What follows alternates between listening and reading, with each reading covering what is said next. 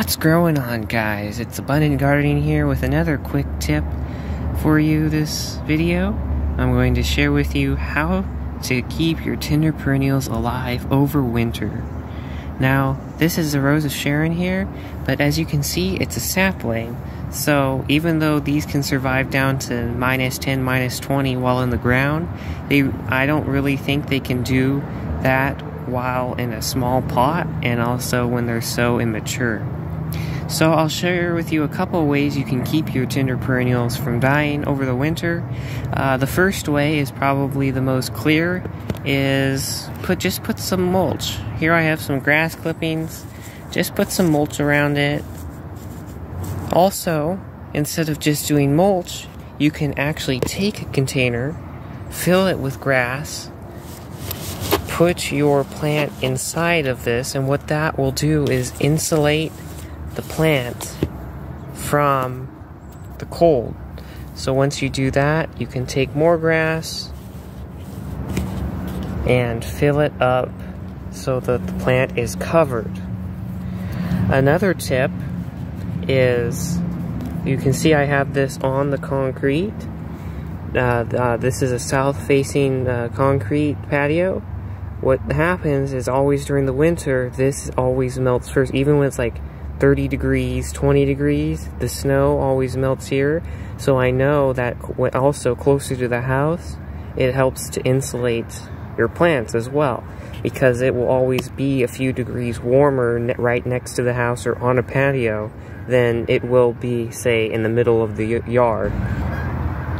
Also, placing your pot, or even pots like that rose right there, in the rock, that will also help, because the rock absorbs the heat from the day and releases that through the night. So you know you will also gain a few extra degrees when it's very cold outside, which could very well save your plants.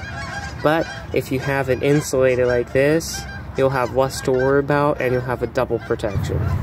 Or if your plants are in the ground, like this hydrangea here I just bought, and the roots are not established, what you can do is just take an empty pot or even plastic container, 5-gallon bucket.